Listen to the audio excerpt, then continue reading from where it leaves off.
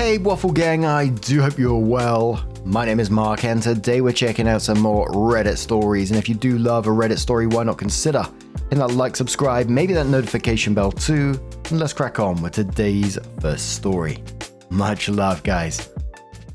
Now, today's first story comes from the Am I the Arsehole subreddit from My Dad Died 2019 and says, would I be the arsehole if I went to a funeral I'm not invited to? And before we do get into the story, I do want to give you a warning that there is talk of death by drink driving. So if you do want to skip the story, please feel free to do so. Timestamps are always down in the description and along the timeline below. Thank you.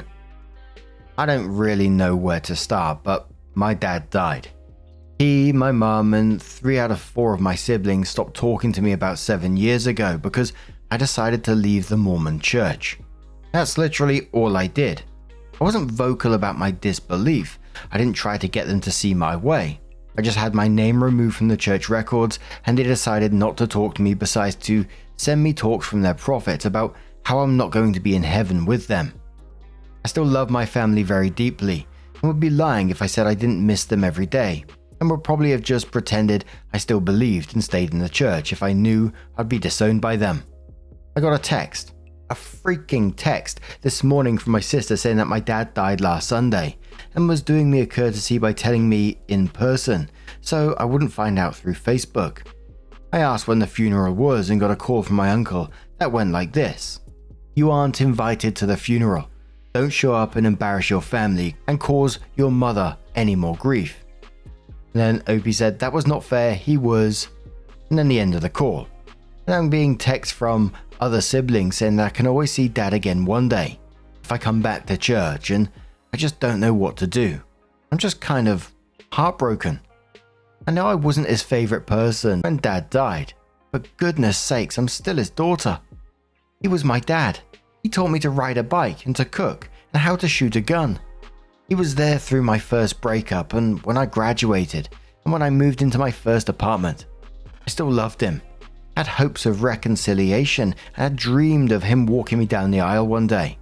But now I can't even say goodbye to them because I decided I don't believe in their God. The funeral is this Friday and I really want to be there. I'm grieving too. Would I be the arsehole if I went? Edit. First, I want to thank you all for your advice and kind words. It really did help. I called my brother before his flight yesterday and he encouraged me to go to my grandparents' house and talk to them. There's a lot of stuff surrounding my dad's death that I didn't know about, and it plays a big role in why my mum and family hate me even more now and don't want me at the funeral. My dad had been diagnosed with thyroid cancer in June. He talked to my grandma and grandpa about me and what had happened. I guess he had been against cutting me off, but did it because my mum ultimately said it was her or me. He talked to them about wanting to reconnect with me because he didn't want to die on bad terms. This caused a fight with my parents and they argued about it up until last week. My dad decided he didn't care if my mum left him and started staying at my grandparents' house. He was on his way to my place when he was hit by a drunk driver and killed. So my mum and family ultimately blamed me for his death. Last night was a hard night for me and I'll admit that I partly blame myself too. My dad's sister is letting me stay with her and ride with her and my grandparents to the funeral. My dad's family has been very kind to me this past 24 hours. I'm glad I have them to lean on during the funeral. I don't think my mum will make a scene at the funeral if I'm with my aunt. She is scared of her, but my brothers and sisters might. My big brother's flight comes in soon and he and I already talked about going together to the wake my dad's side is hosting. I'm hoping since it's a bar, none of my Mormon family will be there and I can be surrounded by people who I love and remember my dad. Honestly, I was still torn about going because I do feel a little guilty about his death, but he wanted to spend the rest of his life with me in it, so I'll definitely be at his funeral.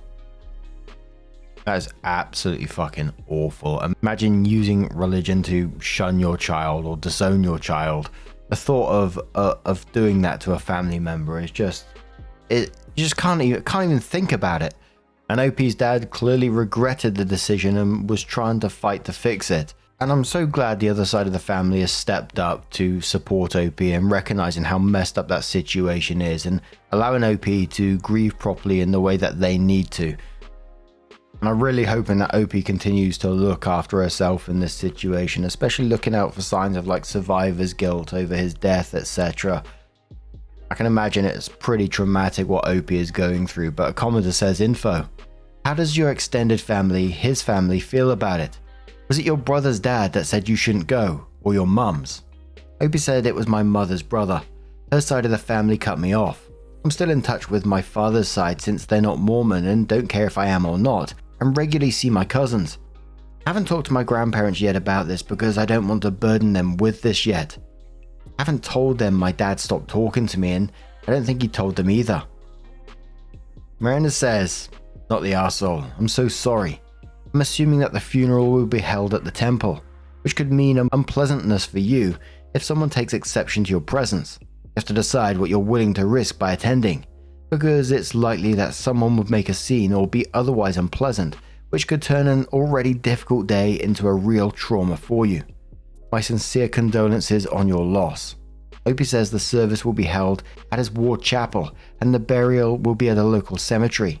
I'm almost certain if I go, one of my older siblings will have something to say to me. That's why I'm not sure if I should go. Pine says, years down the line, what would you regret the most? Having an argument with family who cut you off, who you already have no relationship with, or missing the last moment to say goodbye to your father? Then, it was 4 months later that OP came in with an update, gave a brief recap, and then says, first, I want to say thanks, because even though this isn't an advice sub, I received good advice on my original post, and it really helped me reach out to my dad's side of the family. I did end up going to my dad's service and funeral. My aunt took me along with my grandparents. Thanks to all the ex-Mormons who told me what I should expect at the funeral. If I hadn't known what was going to happen, I would have probably been even more of a mess than I already was. My mum and her family were not happy to see me. She didn't even talk to me during the funeral, which I guess is a lot better than her yelling at me. My older brother sat with me and my dad's side of the family during the funeral and was my support through the whole thing. He and my grandparents even encouraged me to get up and share stories about my dad when the time came for people to give final words. The wake was nice. I guess my dad would sneak out and get a drink with my uncle every now and then, so they had the wake at their favorite bar. My brother supporting me through everything and realizing he would have my back, even when it came to our mum, means the world to me. I'm still trying to process his death, especially since he died on his way to see me. I started seeing a therapist at my brother and aunt's suggestion. I was in a really bad place for a few weeks after the funeral, and it's really been a lot of help. Yesterday was my dad's birthday, and my aunt and I drove to visit his grave. It was a lot easier than I thought it was going to be, but hard nonetheless. Thanks for all the help and advice. Cowgirl says to OP, I'm sorry for your loss. It's not easy to lose a parent. I do have a question though. What do you mean when you say you would have been a mess if people hadn't told you what to expect from a Mormon funeral? From what I know, they're like most other funerals. The service is held in a church followed by graveside services and then food at the church or some other location. I'm confused by your statement. Opie says, well, this is the only Mormon funeral I've been to, but there was a large portion dedicated to the plan of salvation and how this is all part of God's plan. My old bishop gave an impromptu talk about my dad because the spirit compelled him to. I felt like it was mostly directed at me. It talked about him being sad in his last days because of a torn family and encouraged all of us to come unto Christ. Then my younger siblings talked about being part of his eternal family and seeing him in the next life, which won't include me since I'm not a member anymore. Philosopher says, your dad was a Mormon but had a favorite bar? Opie says, yeah, I guess he would go with my uncle without telling anyone. It was their secret until he died. And I'm glad that OP did attend in the end to help themselves more than anything. Got to say that goodbye, get some kind of closure if you like. Really sad that this family made it unpleasant for OP whilst there, but I still find it absolutely sad, shocking. That OP seems like an absolutely lovely, kind person who just wanted love from their family, and to be treated like that, it's just incredibly sad. But again, I was really happy to see that OP is in therapy, looking into therapy, especially like with the dad going to visit OP just before the drunk driver, that's got to mess with you. That's got to be so devastating. And like I mentioned before about Survivor's guilt, because he was going to visit her. But I really do wish Opie all the best for the future. Lean on people that actually do support you, do love you, do have your back.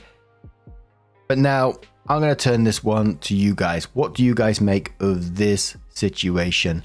Let us know your thoughts down in the comments below. And let's move on to another story. Now, our next story comes from one handle 6607 and says, "Am I the arsehole here for telling my brother-in-law I will never forgive his daughter, and I have no intention of ever having her near my family?"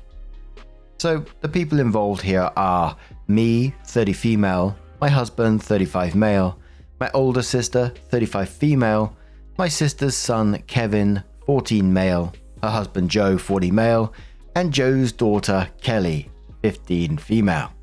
My sister had a blended family with a bio son, a husband, and a stepdaughter. I would say it was still a work in progress for them, but we all accepted and included Joe and Kelly into our lives. A few weeks ago, my husband and I organized a little get-together at our place to celebrate my birthday, and for people in our family to spend time with our 6-month-old son. The people present were my sister and her family, plus our parents, so very intimate and chill. Everything went well and had nothing out of the ordinary happen. But some days after the gathering, my nephew Kevin came to our house and asked to speak to me about something concerning. For info, Kevin and Kelly attend the same school and have some mutual friends. My nephew told me that Kelly has been telling her friends that during the gathering, she has seen her step-uncle's, my husband's, organ. She claims she was in the bathroom. My husband entered without knocking, and he had his organ outside his pants, and this is how she ended up seeing it. This is absurd because my husband does not do this even when we're alone in our home, and honestly, who does that when they know they have guests over? So I asked everybody who were present that day to meet at my parents' house and confronted Kelly. She started crying and confesses she lied to her friends. According to her, all of her girlfriends have already had some sort of intimacy and experiences, and she had none by this point. So she invented this story to look cool in front of her friends. I lost it. I called her a disgusting piece of shit, a psychopath, and told her she risked my son's father's life just to boost her stupid social life among her friends. I told her the rest of my family that going forward, I will never bring my family near Kelly again. The consequences for this girl came fast.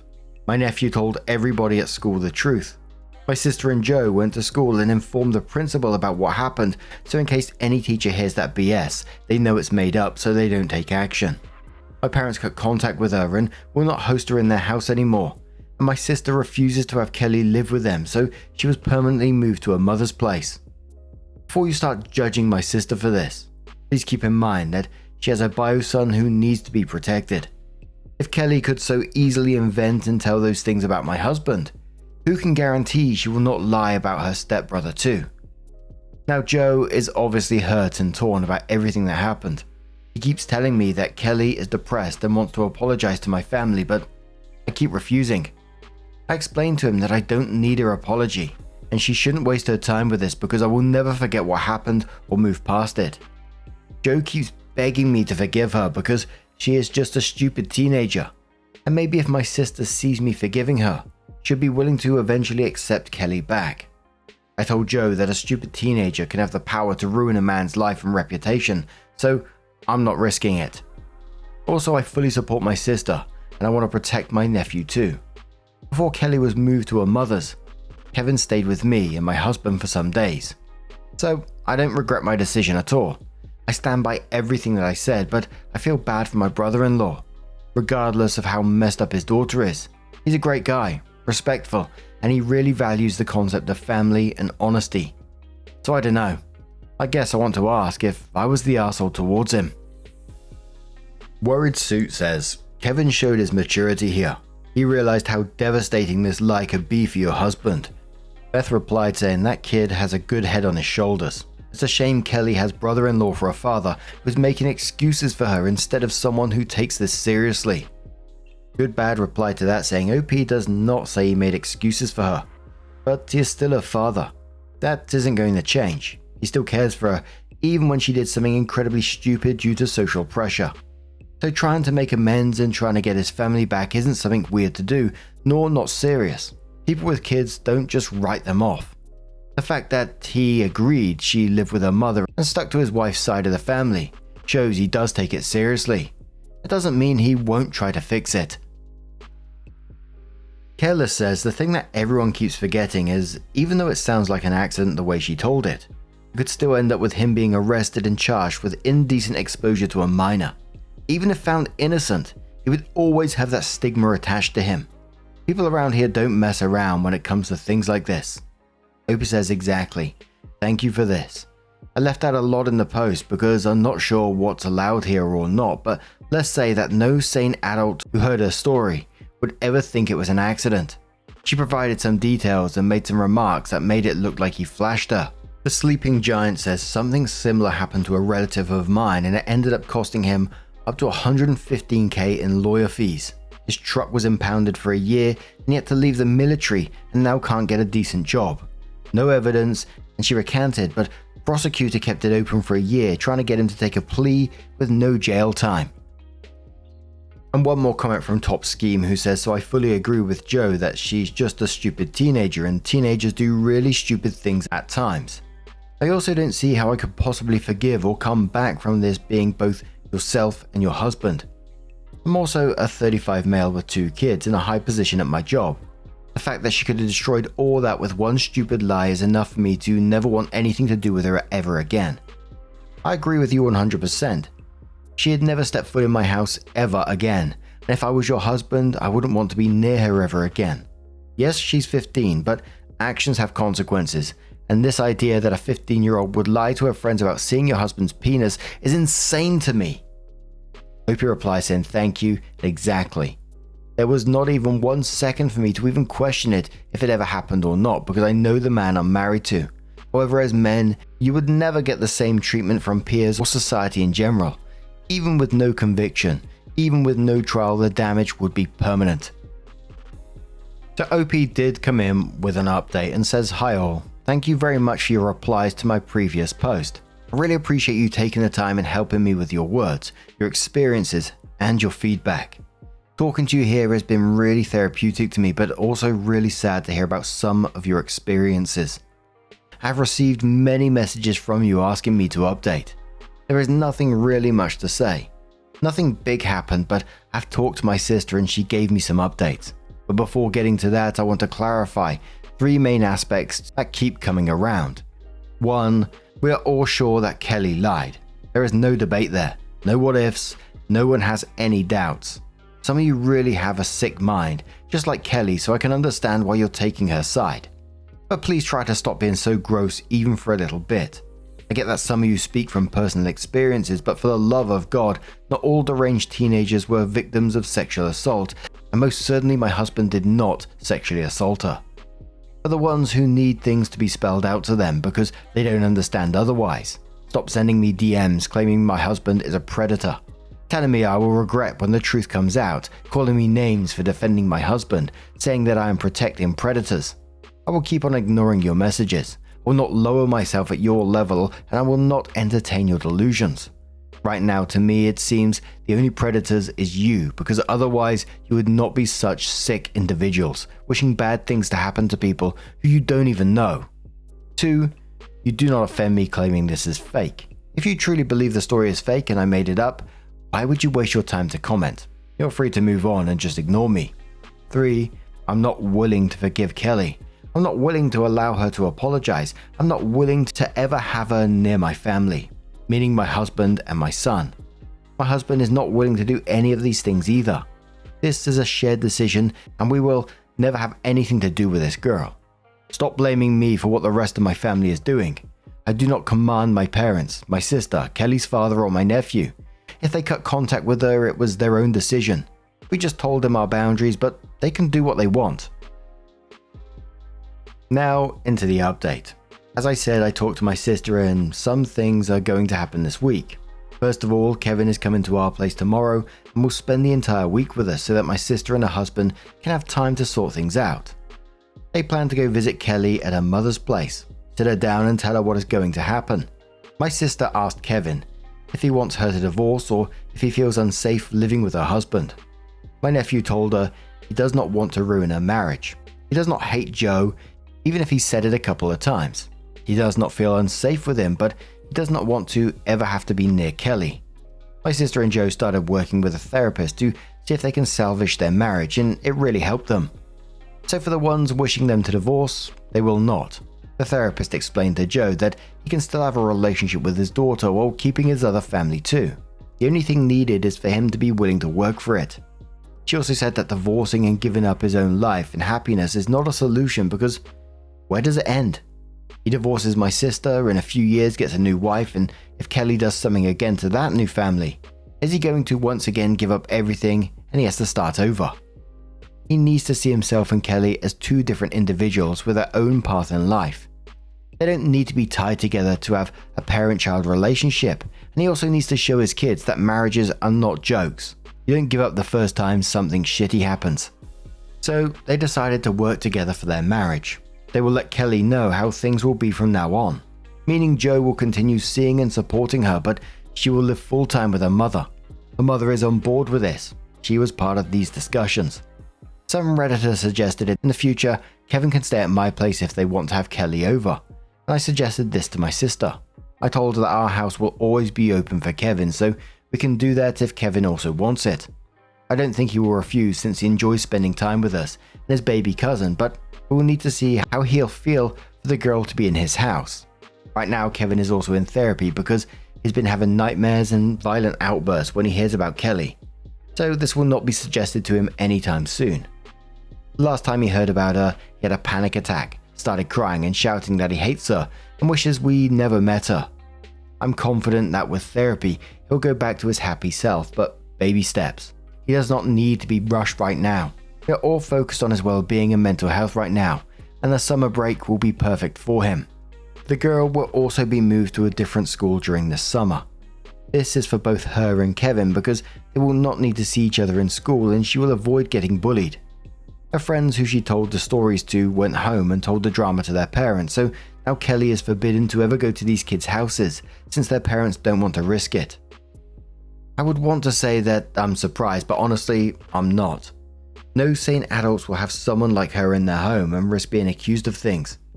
I'm also somehow happy the adults who were close to her in one way or another are aware of what's happening, so they're able to protect themselves and not have to face what we did. So that's pretty much it for now. I think I will keep updating if anything interesting happens. I'm excited to have my nephew here for the week. I will finally have my partner to game with since my boomer of a husband is not that much into games, so obviously not fun like Kevin. But what do you guys make of this situation? Let us know your thoughts down in the comments below. And just a huge thank you for being here, getting involved in the stories, your love, your support, your time. It always means the absolute world to me, so thank you so much, and hopefully I'm going to see you in the next one. Take care, and much love.